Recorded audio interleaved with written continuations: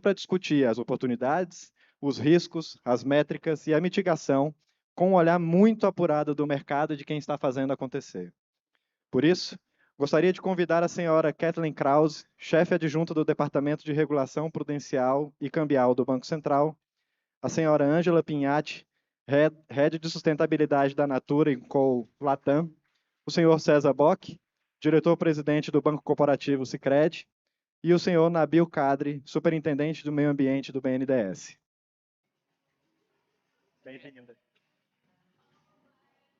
Joia, seja bem-vindo. Bastante, bem-vindo.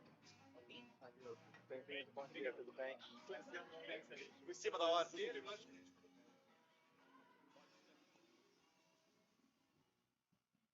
Bom dia a todos. Prazer estar aqui com vocês. Em primeiro lugar, eu vou fazer uma breve apresentação dos nossos ilustres participantes do painel hoje. Nós temos aqui do meu lado a Ângela Pinhatti, Head of Sustainability da Natura Latam. Ela é formada em Engenharia Química pela Universidade de São Carlos, não é isso? MBA em Logística pela Fundação Vanzolini e mestrado em Meio Ambiente pela IMF Business School, a Universidade de Camilo José Cela, de Madrid. Ela possui 29 anos de experiência em supply chain, tem trabalhado na Rodia, na Unilever e agora na Natura, na qual atualmente atua como diretora sênior de sustentabilidade, a Natura do Co Latam. E ainda na Natura atuou como diretora de manufatura Latam por 7 anos, diretora supply chain para a Hispana, baseada na Argentina, diretoria de suprimentos, membro do Conselho CIBDS, o EBT, e representa a Natura.com no board dessas entidades. O nosso segundo participante, o César Bock, diretor-presidente do Banco Cooperativo Sicredi. Ele iniciou sua carreira no Sicredi em 95, passou por diversas áreas e cargos de liderança. Desde setembro de 2017, atuou como diretor executivo da administração do Banco Cooperativo Sicredi.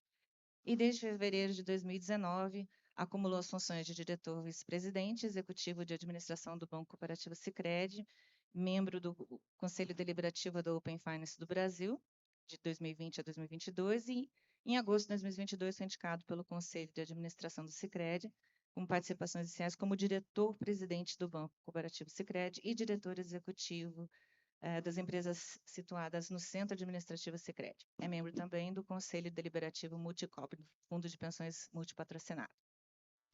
E nosso terceiro participante, Nabil Kadri, é isso? Superintendente do Meio Ambiente do BNDES, é mestre em Administração Pública pela Fundação Getúlio Vargas, atua em diversas políticas públicas do governo federal e estadual, como o Ministério da Ciência e Tecnologia, Ministério do Desenvolvimento Social e Combate à Fome, Secretaria Estadual de Assistência e Desenvolvimento Social do Estado de São Paulo, Secretaria de Assuntos Estratégicos da Presidência da República, compõe os quadros do BNDES desde 2008 e já teve passagem pela área financeira, área de infraestrutura social, assessoria da diretoria do banco e área de gestão pública e socioambiental. Eu trabalho no Banco Central, chefe adjunta da área de regulação prudencial. Nós somos responsáveis por emitir aquele conjunto de normas, né, de social, ambiental e climática que a Elvira apresentou para vocês.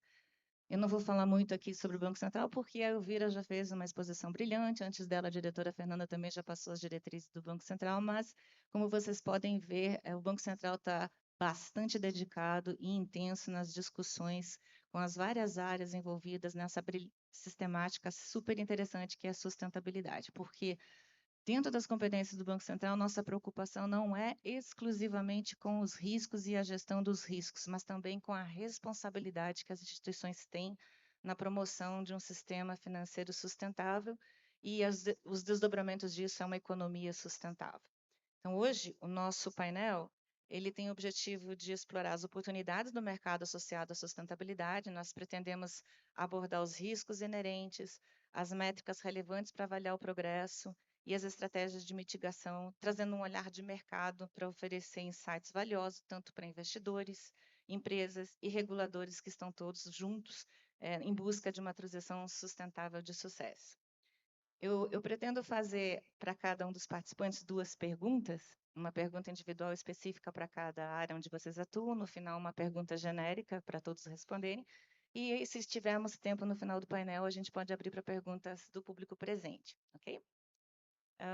Antes de começar as perguntas, se vocês querem falar um pouquinho sobre vocês e a experiência de vocês dentro desse contexto de sustentabilidade, como que vocês veem a importância disso no nosso país atualmente e como que a empresa de vocês se estruturou para essa temática, né? Pode começar com você, Angela. Ok. Primeiro, queria agradecer o convite de estar aqui com com o Banco Central e Fenasbac, não errar o nome.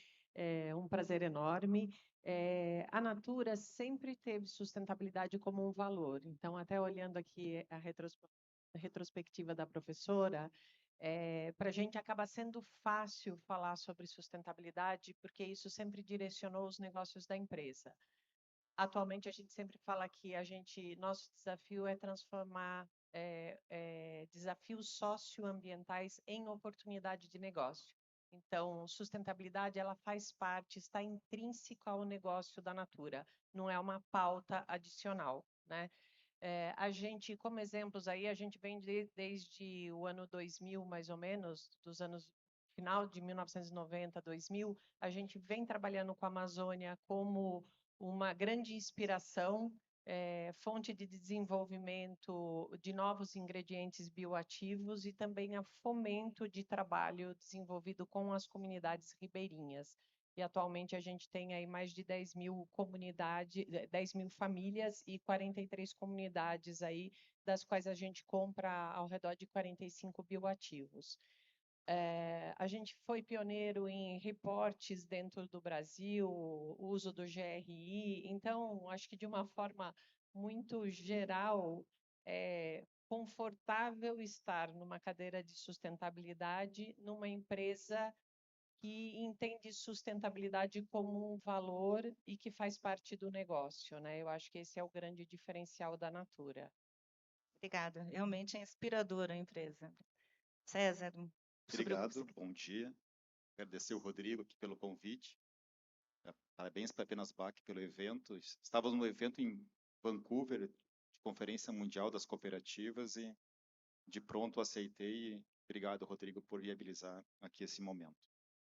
O Sicredi, enfim, só rapidamente o Sicredi, eu sou diretor-presidente do Banco Sicredi, que atende a 105 cooperativas de crédito do Brasil e somos 7 milhões de associados em todos os estados, em 2.500 agências e 2 mil municípios. Para a gente, acho que como falou também a colega da Natura, é super natural falar de sustentabilidade. As cooperativas nasceram disso, é o próprio propósito da organização, como que eu transformo a necessidade em prosperidade. Essa semana, por coincidência, eu fui lá visitar tem o Memorial do Cooperativismo em Nova Petrópolis, onde a cooperativa mais antiga do Sicredi, a Sicredi Pioneira, que tem 121 anos de fundação. E a história da criação da cooperativa era uma comunidade de imigrantes que não tinha nada, passava fome, e a única forma de sobreviver era se juntar. O engraçado é que no cooperativismo tem muita convergência de propósito, porque juntou o católico com o protestante, os alemães, os italianos, e juntos buscar uma forma de viabilizar aquela comunidade. Então, quando a gente fala de sustentabilidade, é transformar essa necessidade, essa oportunidade em prosperidade. Algo super natural, e a gente vem aprendendo cada vez mais com o tema, e esse tipo de evento, com o Banco Central, que apoia muito o cooperativismo na agenda BC-REST, tanto no pilar de competitividade, inclusão financeira, educação financeira. Estamos também cada vez mais se aproximando do tema de sustentabilidade com o Banco Central. A gente admira muito o trabalho que vocês fazem. A Natura nem se fala, porque quando fala em sustentabilidade, que marca que a gente associa. E o BNDES também, a gente tem agora em novembro, faz 25 anos que a gente liberou a primeira operação de BNDES, até eu lembrei a turma, olha, 25 anos, uma operação de Pronaf, na época era CEPA, pequeníssimo produtor rural no interior do Rio Grande do Sul. Então, é muito bom dividir o palco com vocês, espero aqui aprender, compartilhar e obrigado pelo convite. Obrigada, César. De fato, é inquestionável a importância do segmento cooperativo no país nessa temática de sustentabilidade e é comovente a história como ela se constrói, né, no segmento, né? Nabil? Bom dia a todas e a todos. Primeiro, agradecer imensamente a Fenasbac pelo convite.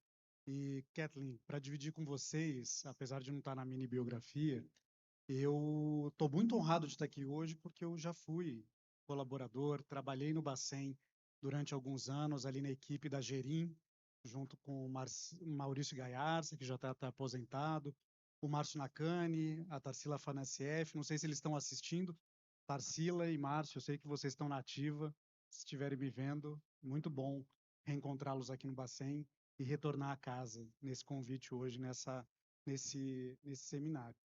Sabe, Kathleen, que primeiro está com dois parceiros imensos da atuação do BNDES, Natura, sabe que a gente tem uma parceria forte, grande na agenda de sustentabilidade já há alguns anos, e o Sicredi, grande banco cooperativo que faz com que os recursos do BNDES consigam chegar na ponta com capilaridade, chegando naquele pequeno agricultor, no pequeno microempresário. Falar da agenda de sustentabilidade, aí ouvindo a palestra da professora Elvira, fiquei pensando assim, a gente sempre usa como referência o ABN, né? Desde que eu estou ali na graduação, há muitos anos, a gente tem essa referência. Mas eu acho que vale, assim como o Bacen tem um reconhecimento muito forte da sua atuação na agenda de sustentabilidade no Brasil e fora do Brasil, eu acho que a gente tem que ser capaz também de fazer as nossas narrativas nacionais. O BNDES ele criou a sua primeira unidade de meio ambiente em 1990, antes mesmo da Rio 92. Foi o banco pioneiro no Brasil em fazer a criação de uma unidade de meio ambiente. A gente foi membro fundador da UNEP-FI. Na assinatura ali da criação da UNEP-FI, o BNDES consta como o banco fundador. E isso eu acho que é um motivo de orgulho, porque nós somos o banco de desenvolvimento do país, com esse olhar de médio e longo prazo, tentando trazer soluções hoje financeiras, mas com resultados de médio e longo prazo para uma estrutura de desenvolvimento do país.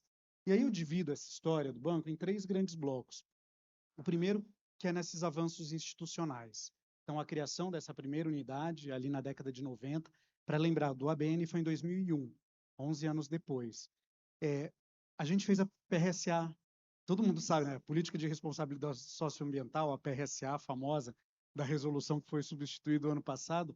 A gente já tinha a PRSA antes da resolução do Bacen, que regulamentava para o setor todo. O ABC, que todo mundo fala, nossa, categoria ABC de classificação de risco socioambiental de projetos. A gente que incorporou essa metodologia pela primeira vez no Brasil, compartilhando com o Bacen, e que depois passou para os outros bancos. Isso na parte institucional. Gente, estou dando 3 exemplos, vai ser uma lista corrida aqui enorme de 30 anos de trabalho. Mas isso se traduz também nos instrumentos financeiros, sabe, Kathleen? Há muitos anos a gente já diferencia as nossas taxas de juros pelos setores que mais têm impacto positivo, seja climático ou social. Então, se tem um projeto que é de energia renovável, já há mais de 15 anos ele chega no banco, ele tem a menor taxa. É um projeto com inclusão social. Natura sabe disso porque acessou linhas de recurso para a parte social e de inovação. São as melhores taxas, já há muitos anos. Então, começa pelas taxas, passa pela questão dos fundos. O BNDES ajudou a criar o Fundo Amazônia, maior fundo de rede do mundo, que ainda é referência hoje, que foi a referência para criar o Green Climate Fund. O Fundo Amazônia foi a referência para fazer isso, e o Fundo Nacional de Mudanças do Clima. Aí a gente passa para a mobilização de recursos. Primeiras emissões de Green Bonds no Brasil por instituição financeira. Em 2017, o BNDES fez a emissão, $1 bilhão de captação, 5 bilhões de dólares de demanda firme para compra. Bom, isso é só também alguns exemplos, para chegar nos resultados. A gente tem um banco brasileiro, é o maior financiador de energia renovável do mundo. Se a gente pegar qualquer banco, público, privado, multilateral, bilateral, o BNDES é o maior financiador de energia renovável do mundo há mais de 10 anos, certificado pela Bloomberg. A gente tem também um resultado que a gente passou a medir, e está hoje no nosso site, que é o portal NDC. A gente criou um portal para mostrar o quanto a gente consegue ajudar o Brasil a cumprir a sua NDC. E a gente pegou os projetos de 2015, que foi quando o Acordo de Paris foi assinado. E a gente consegue ter lá o quê? Que a gente já ajudou a evitar a emissão de mais de 100 milhões de toneladas de gás de efeito estufa só nos projetos aprovados e contratados de 2015 para cá. Sabe o que significa isso? 18 anos sem frota de carro em toda a região metropolitana de São Paulo. É disso que a gente está falando quando a gente está falando de sustentabilidade e o BNDES. Então, eu agradeço a oportunidade de estar dividindo isso com vocês, porque a gente sabe que esse é uma das maiores dificuldades nossas, conseguir comunicar esses avanços e a gente poder ter orgulho de ter uma instituição nacional que tem esses resultados para dividir com a sociedade. Estou vendo a Marta ali da Vert, a gente, ano passado, começou a entrar aí no ramo dos blended finance, dos instrumentos híbridos financeiros, e a gente conta em ter novos avanços com a chamada que a gente fez, né, Marta? Estamos aí na força tentando colocar para rodar. Obrigado, Kathleen. Obrigada a você. Eu tenho certeza que você fez uma escolha ótima, né? Dizem que a pessoa sai do Bacen, mas o Bacen não sai da pessoa e fica dentro esse comprometimento com a sociedade, com o público, o compromisso com o país, principalmente dentro dessa instituição, o BNDES, porque não dá para se falar em desenvolvimento no país sem pensar em BNDES. É o pilar econômico mais importante para a designação dos recursos e promover agora, desenvolvimento sustentável, porque sustentabilidade já é um atributo inexorável do desenvolvimento, né? Bom, então, vamos começar com a primeira rodada de perguntas. Primeiro para a Ângela. Como a Natura está aproveitando as oportunidades de mercado na transição sustentável e integrando práticas ambientalmente responsáveis na sua cadeia de valor? E também, se você já puder também comentar um pouquinho sobre como vocês medem e relatam o desempenho sustentável, tipo, quais as métricas que vocês usam e quais que você considera relevante para o mercado. Eu vou dar uma pinçada em alguma das iniciativas, porque a gente, dentro da Natura, a gente trabalha aí todos os pilares, né? Então, a parte ambiental, a parte social, com bastante profundidade. Então, eu comecei falando para vocês que, através da linha Ecos, a gente, há mais de 20 anos, trabalha com comunidades da Amazônia, através de cooperativas. Nós temos ao redor de 10 mil famílias, 53 cooperativas aí e ao redor de 52, 53 bioativos que compõem não só a família Ecos, mas família de outros produtos nossos. E a gente, por fim, quando começamos esse processo, nós fazíamos a compra de castanhas e trazíamos a castanha para São Paulo para ser processado. Atualmente, a gente, em parceria com as comunidades, desenvolvemos mini fábricas de extração de óleo nas próprias comunidades para agregar mais valor nessa cadeia e deixar mais valor para a comunidade. Então, hoje a gente faz um pagamento do óleo e também eu otimizo toda a minha cadeia de supply chain para trazer o óleo, transportar óleo é muito mais efetivo do que transportar castanha até as nossas fábricas de Cajamar, por exemplo, com menor impacto de CO2. Além disso, a gente começou, a Natura desde 2007 é uma empresa carbono neutro para 100% dos seus produtos, e a gente recentemente relançou a nossa visão 2030, na qual a gente se comprometeu, além da descarbonização da cadeia, que a gente é associado, né, ao SBTi, que tem um compromisso de reduzir até 2050, a gente está descarbonizando a nossa cadeia escopo 1 e 2 totalmente até 2030 e 42% de escopo 3, que é o maior desafio, até 2030 e o restante até 2050. Esse gap que a gente ainda não descarbonizou, né, daqui até 2050, a gente continua neutralizando, mas preferencialmente a gente está trabalhando com projetos de descarbonização vindo das nossas próprias comunidades, né? Então, uma iniciativa que a gente tem hoje é pagamento por serviço socioambiental à comunidade, através de um contrato que eles se comprometem a manter a floresta em pé, e com isso a gente captura carbono, né? E a gente está expandindo este processo em toda a cadeia. No lado social, eu não comentei aqui, né? A Natura Co, ela é composta de 3 marcas, né? Natura, The Body Shop e Avon. Na América Latina, nós temos um conjunto imenso de pessoas, né? A gente tem 4 milhões de consultoras de beleza, no qual a gente implementou, e aí já misturando um pouquinho com a segunda pergunta, o índice de desenvolvimento humano, né, o mesmo que a gente tem global aí para os países e para ver desenvolvimento das populações, a gente tem para as nossas consultoras, e ele é medido através de fatores como renda, educação, saúde, e cidadania corporativa, e a gente acompanha o desenvolvimento deste índice para todo o nosso público de 4 milhões de consultoras, né? E, através disso, a gente vai investindo em processos como educação financeira, educação para uso de informática, para ela potencializar o trabalho dela. E vale ressaltar que a gente tem coisas que elas são tão inerentes ao nosso processo de trabalho que a gente não tinha dado conta, mas a gente tem talvez uma das maiores carteiras de microcrédito, uma vez que quando a minha consultora entra e eu tenho, por exemplo, uma consultora que ela é negativada no mercado, que ela não conseguiria muitas vezes crédito, a gente dá o primeiro crédito para ela, para que ela possa comprar, revender e ir se desenvolvendo nesse processo, né? Então, esse acho que é apenas um dos exemplos aí que a gente tem do lado social. Pulando um pouquinho para a questão de métricas, eu acho, como a professora Elvira comentou aqui, é super importante as métricas, primeiro porque elas setam para a gente clareza e objetivo de onde a gente quer chegar. Eu acho que ela dá clareza, e esse papel é super importante para como a gente dá visibilidade e seriedade dos trabalhos que a gente realiza aqui no Brasil para o mundo. Então, neste sentido, a Natura, desde muito cedo, por exemplo, para relatório anual, a gente responde ao GRI, e todas as... Eu brinco muito da sopa de letrinhas, não? Então, é o ISRS,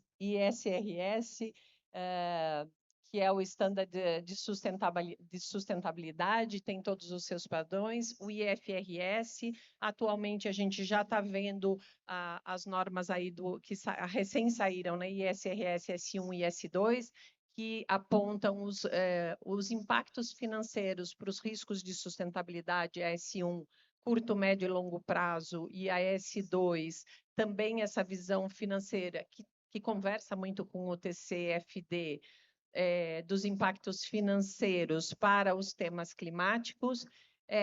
Dá bastante trabalho, né? Não estou assim, fazendo outro lado aqui, requer muita energia da empresa para preencher todos esses requisitos, né? A gente é a maior B Corp do mundo como empresa, então, para vocês terem ideia, somente um relatório de B Corp são mais de 400 questões, né? E depois checagem em campo, etc. e tal. Mas isso dá credibilidade, dá salvaguardas para os entes financeiros para fazer investimentos em projetos com a gente. Então, eu acho super importante.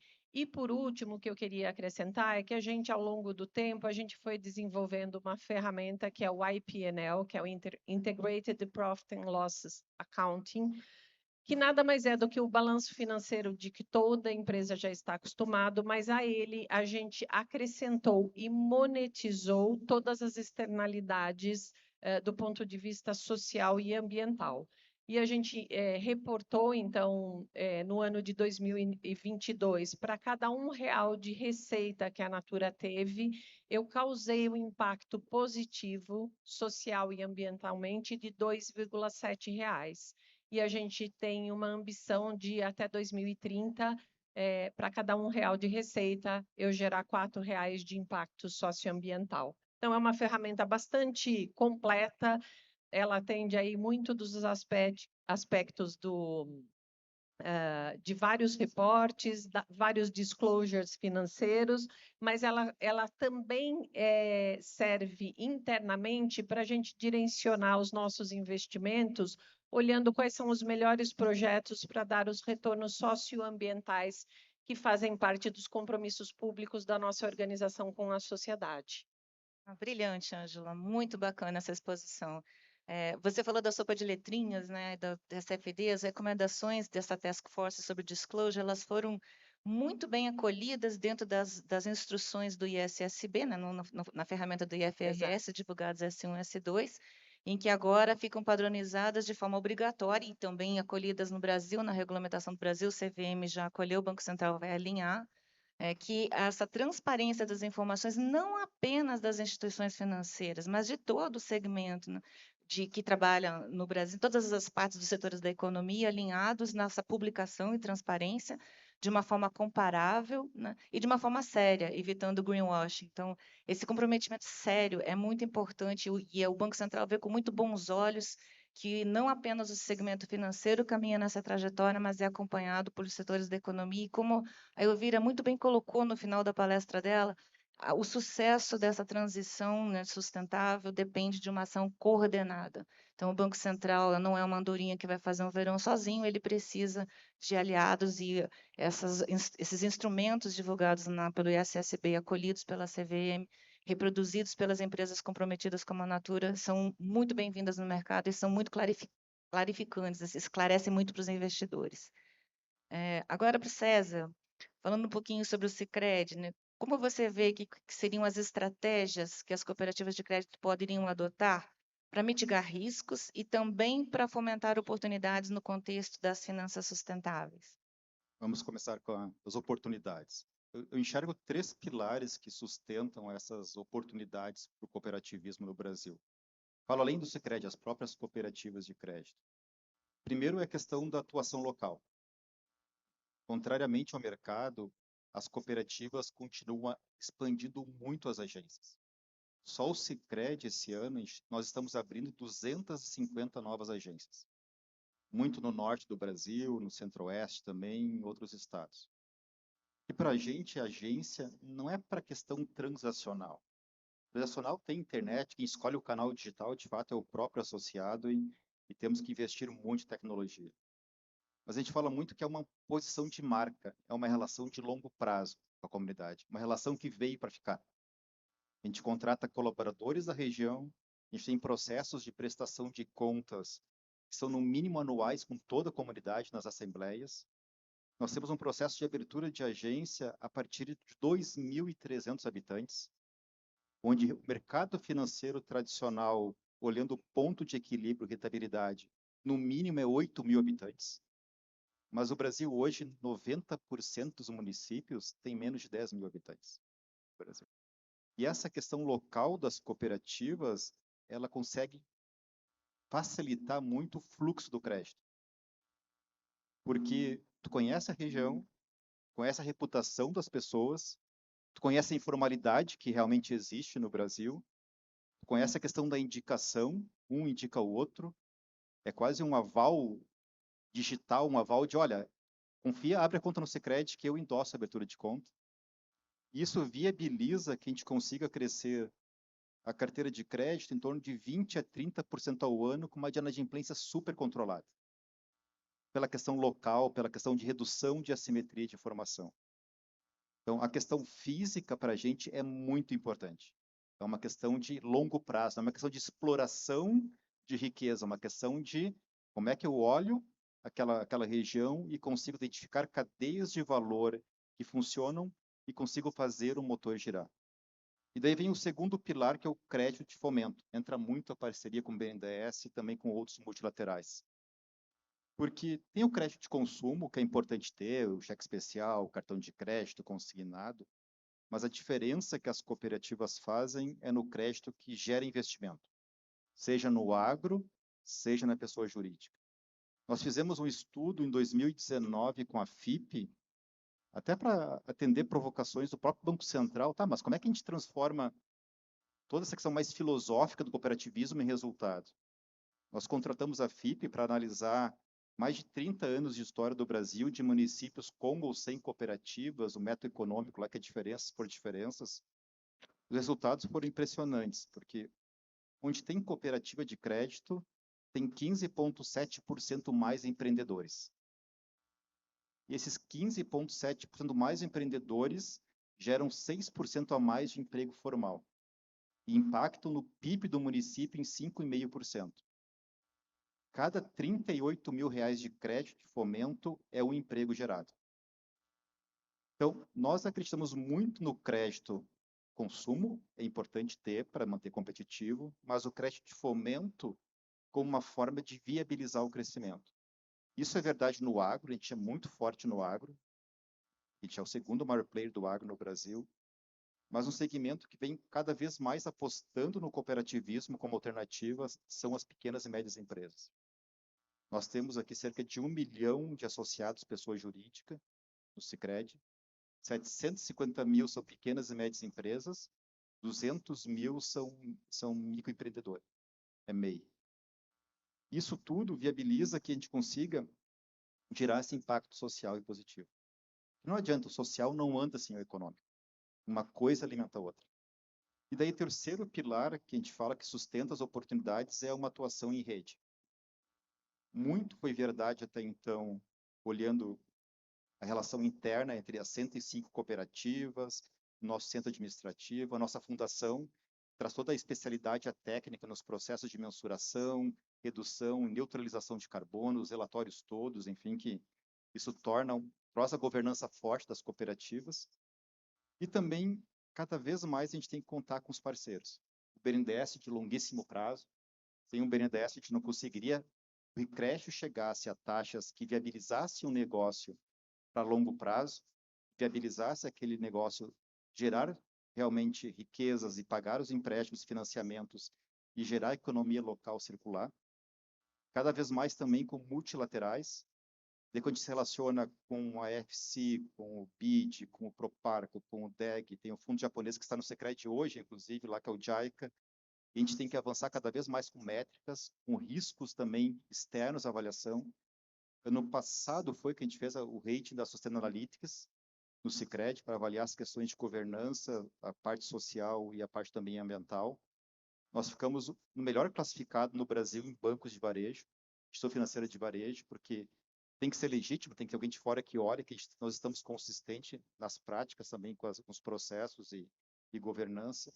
Cada vez mais também outros tipos de rating que endossem, de fato, né, para o cooperativismo tem muito espaço para ser conhecido e reconhecido. Tem muito espaço ainda em médias, grandes cidades. Mas aí estão muito mais as oportunidades, mas tem um desafio grande, que é o desafio da educação financeira. Hoje as cooperativas de crédito são super parceiras do Banco Central na Semana ENEF. O Sicredi no passado fez ações que atingiram mais de 20 milhões de pessoas, mas a gente precisa transformar isso em prática de produtos e negócios. Hoje no Brasil são 72 milhões de pessoas negativadas. 55% dos problemas de família, de depressão e briga é financeiro. 90% das pessoas não sabem lidar com suas finanças. E educação financeira tem 4 pilares. Tem um pilar muito importante que é se organizar para o dia a dia. É quanto eu recebo, quanto eu gasto, uma coisa super de curto prazo, mensal. Ou semanal. Quando a gente fala de microcrédito, é semanal, nem é mensal. A pessoa está preocupada com a semana seguinte. Tem o segundo pilar, que é se preparar para as questões inesperadas da vida. Uma perda de emprego, uma doença, questões climáticas que cada vez são mais recorrentes. Como é que eu me preparo para isso? Tem o terceiro pilar, que é a questão de sonhar com o futuro, seja uma viagem, uma educação para um filho, abrir um negócio. E o quarto pilar, que é o mais importante, que é esse pilar da questão do problema de saúde mental. E a pessoa, não tem como separar a pessoa em casa e a pessoa no trabalho. É a mesma coisa. Então, a gente entende que a questão de educação financeira, cada vez mais nós temos que colocar isso no processo de uso de produtos e serviços. Não é sustentável um cartão de crédito ser financiado por longo prazo. É miopia para nós de cooperativa que aquilo é bom para o associado. Então, é um pilar que a gente está cada vez mais se aproximado do Banco Central, tem um indicador de saúde financeira. Nós queremos colocar numa jornada digital também para o colaborador, para o associado. E a partir disso, né, a partir da educação financeira, as pessoas que hoje parecem que são negativadas, que legal a tua iniciativa, Ângela. Parece que a pessoa não presta, né? Não, é um selo de... Não é. É o Brasil. Então, nós, como organização civil, a gente, junto com a parceria pública, enfim, a gente tem uma obrigação de ver como a gente reverte isso, né? De novo, sem o econômico não tem social. Então, mas obrigado. São desafios e grandes, mas não se resolve sozinho. Excelente, César. É isso mesmo. É uma satisfação muito grande ver esse nível de ampliação, né, e de pioneirismo do Sicredi, né, nesses municípios, agora acolhidos dentro da estrutura do Sicredi. Provavelmente uma das únicas instituições no país que vai nessa linha e colabora muito com a inclusão, né, e desenvolvimento. Sustentabilidade é exatamente isso, né? É a promoção do plano emprego através do resgate das pessoas que estão desassistidas, né? E como você disse, são dois alinhados, o social não acontece sem o econômico, e focar no econômico sem pensar no social também é esquecer um pilar importantíssimo, né? O Brasil, o Banco Central do Brasil, ao adotar as recomendações da TCFD para disclosure, né, sobre o impacto das mudanças climáticas, não se limitou ao escopo de mudanças climáticas. O nosso escopo inclui, né, as questões ambientais e sociais, porque sempre foram importantes para nós, né? Desde 2014, na norma que a Elvira ajudou a construir, né, nossa preocupação não era exclusivamente ambiental e climático, social é extremamente importante.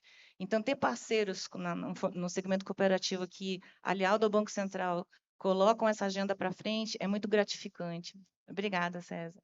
Nabil, uma pergunta para você agora sobre o BNDES, né? Todos nós sabemos que o BNDES tem um papel fundamental no financiamento de projetos sustentáveis, mas fala um pouco para a gente sobre como é que são os critérios e as métricas que o banco utiliza para avaliar a sustentabilidade e o impacto ambiental dos projetos. Excelente, Kathleen. Eu acho que falar depois do César, da Angela, assim, é uma inspiração, até porque eles trouxeram mensagens bem importantes em relação a essa pergunta que você faz.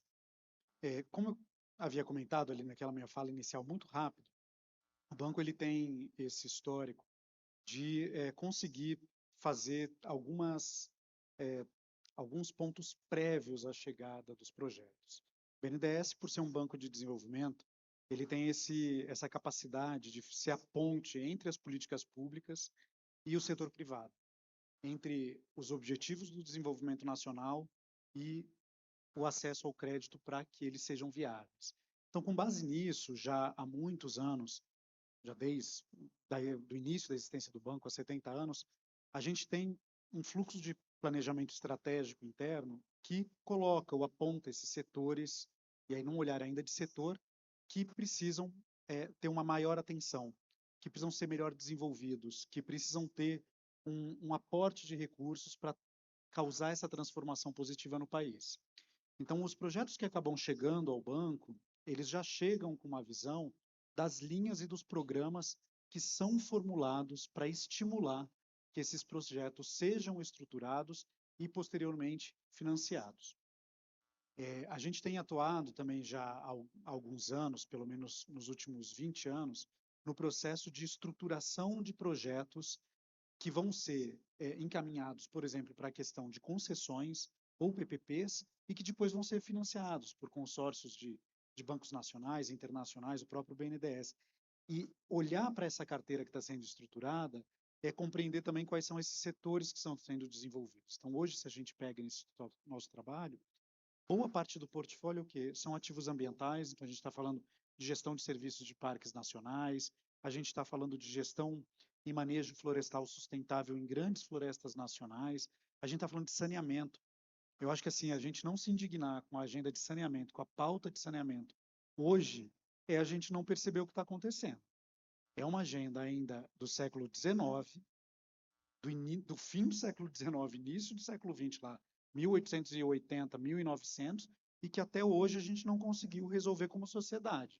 Então, conseguir estruturar, mudar o modelo de negócio, atuar nesse segmento, a gente está atuando em saúde pública, a gente está atuando em meio ambiente, a gente está atuando em mudanças climáticas, e isso tem impacto nas políticas de educação, nas políticas de inclusão para o trabalho, na geração de renda, olhando para um único setor. Então, a gente está investindo muito, Kathleen, em estruturar projetos na área de saneamento básico, para que a gente consiga a universalização de acesso à água, por um lado, e, por outro lado, a questão do tratamento do saneamento básico mesmo, na parte de resíduos sólidos, na parte de esgotamento sanitário. Então, eu acho que tem uma primeira camada, que é essa camada estratégica e estrutural, que são esses setores que estão sendo... A existência das eólicas no Brasil hoje, o percentual da matriz energética, só foi viável com a existência de um banco de desenvolvimento com o escopo e a robustura do BNDES, que conseguiu olhar o quê? A política industrial, por um lado, para você apoiar as empresas que estão produzindo os equipamentos para poder construir as PAs, construir as estações na ponta, com tecnologia nacional, com produção nacional, financiar o desenvolvedor e o implementador dos parques eólicos e também ter o olhar socioambiental do entorno desses projetos que estão sendo implementados. Então, existe essa camada e, claro, a segunda camada, que é a camada do projeto em si. Uma coisa que eu sempre falo, Kathleen, isso eu reconheço muito o trabalho do Banco Central, sempre que eu tenho oportunidade de falar, eu sempre reforço o quanto que a gente também tem que respeitar um regulador que está à frente nessas questões no âmbito, inclusive global, que é o seguinte, a gente conseguir diferenciar num relatório, porque aí vamos lá, a gente tem os relatórios de sustentabilidade. O BNDES também tem o relatório de sustentabilidade padrão GRI, temos as nossas páginas lá de reporte. Aliás, eu convido, olhem a página que o banco criou de reporte do quanto a gente contribui para os Objetivos do Desenvolvimento Sustentável. Tem lá, é o portal ODS, do BNDES, e o portal NDC. Transparência é tudo, fundamental. Só que ela pega o dado agregado para esse impacto positivo em grandes segmentos. Então, nosso impacto na saúde, nosso impacto na educação, não vai ali no projeto. E aí que está o papel do setor financeiro na hora de fazer o seu apoio, que vai além dos reportes. E o Sicredi conhece isso muito bem. É a gente conseguir ser capaz de, numa operação, identificar quais são as questões socioambientais e climáticas que podem estar afetando aquele projeto. Eu vou dar um exemplo prático. A gente fala isso em tese, às vezes fica uma coisa meio etérea. Vou financiar uma creche. Ótimo. O que eu vou colocar no meu reporte? Que eu aumentei o número de vagas em creche em 10 mil vagas para crianças naquele ano. Só que o que não está por trás disso? Aquela creche ela foi instalada num território que ela deveria estar? Será que ela está no bairro que ela devia estar porque ela está atendendo o maior número de mães na proximidade? Será que aquela creche ela está construída do lado de um lixão ou não? Será que a existência desse lixão do lado da creche vai afetar a saúde daquelas crianças? Esse é o papel do olhar do risco socioambiental e climático numa instituição financeira. É você olhar para o projeto e conseguir contribuir para aquele cliente a adotar as melhores práticas para, primeiro, ter o seu investimento sendo feito no local adequado e, segundo, ter os mitigantes para evitar que eventuais problemas não afetem a operação daquele investimento, tanto do ponto de vista social, ambiental, climático, quanto de continuidade de negócio. Hoje, as questões climáticas, elas estão muito vinculadas, principalmente os riscos físicos, vinculados à continuidade de negócio. Se você não faz uma boa avaliação de estresse hídrico para um projeto, por exemplo, de uma fábrica de bebidas, como que eu vou garantir a continuidade de negócio? Porque ela precisa de água como insumo principal para a sua produção. E aí, dali a 10, 15 anos, não tem a água ali próximo, porque tem um estresse hídrico muito forte, não consigo ter o retorno financeiro e não consigo pagar o financiamento. Então, as abordagens, elas são mais granulares. E eu sempre defendo. Eu acho, e aí assim, eu sei que a padronização global é de risco socioambiental e climático, mas eu particularmente acho que quando a gente força muito na palavra do risco, a gente perde a oportunidade de explorar essas questões da melhoria ou da qualificação do projeto para ele ser financiado da melhor forma possível. Então, eu sempre dentro do banco, enquanto eu estava conduzindo essa agenda, sempre falava para os times, a gente tem que sempre olhar a agenda de risco socioambiental e climático como uma oportunidade de qualificação dos projetos e de melhoria da atuação dos clientes. A gente tem que ser capaz, e aí esse crédito que é banco também, de dar o feedback para o nosso cliente, para o desenvolvedor do projeto, em quais são os aspectos que ele precisa melhorar. E não só dar aquela resposta seca de que, desculpa, sua margem está bloqueada porque você tem pendência ambiental e fica ali com cara de paisagem. Não dá. A gente tem que ser capaz de ser parceiro do investidor, parceiro do empreendedor para dizer, olha, você precisa melhorar mais a sua questão de equidade de gênero nas suas vagas de executivos. Você tem que ser capaz de conseguir olhar melhor para esses riscos socioambientais e climáticos. Por isso, concordo com você plenamente, César. A questão da proximidade, ela vai além da questão do canal de acesso digital. é como que a gente consegue transmitir isso que eu acabei de dizer para aquele empreendedor, para aquele investidor, de maneira próxima e construtiva. Não só estar ali. Então, essa que é a visão que eu acho que o Bacen ajudou a mudar no setor financeiro brasileiro. As instituições financeiras não são só o caixa onde está o crédito. Elas são o fator de melhoria contínua dos setores da economia brasileira. Então, eu acho que essa é uma construção coletiva que a gente conseguiu fazer como setor financeiro, junto com o regulador, que a gente tem muito resultado positivo para poder dividir aqui dentro e para fora também. Muito obrigada, Nabil. A gente está trabalhando lá no Banco Central agora numa segunda camada normativa naquela exigência de disclosure, né? Nós já publicamos uma primeira camada, né, que os bancos devem publicar a sua estrutura de gestão, identificação e tratamento dos riscos sociais, ambientais e climáticos, e agora a segunda camada vai mais nessa linha mesmo, Nabil, dessa granularidade do banco, falar um pouco sobre a segmentação das exposições, onde que o banco está exposto, quais são as estratégias que ele fez para identificar e decidir onde se expõe, né? Nosso tempo está acabando, eu tinha mais uma pergunta para cada um deles, mas foi muito bom ver ouvir, principalmente essa fala final do Nabil, de como o Banco Central agora tem que agir em conjunto com os bancos, né? Nesse desenvolvimento da segunda camada, a gente vai promover de novo uma consulta pública, e eu acho que é imprescindível contar com a contribuição de vocês, né? Ouvir vocês, principalmente o BNDES, que dá aula sobre o assunto,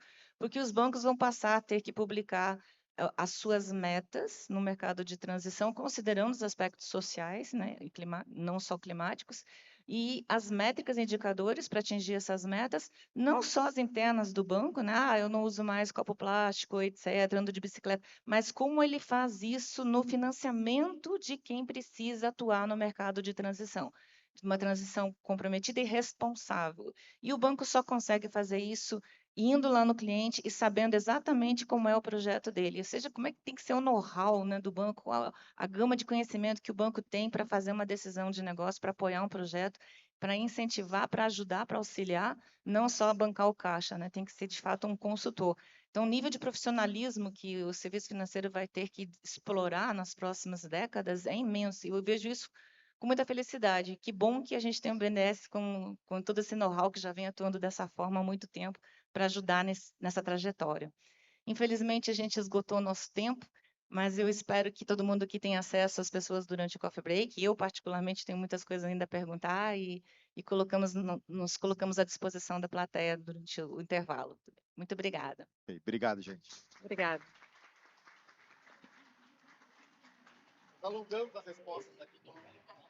Muito bom, muito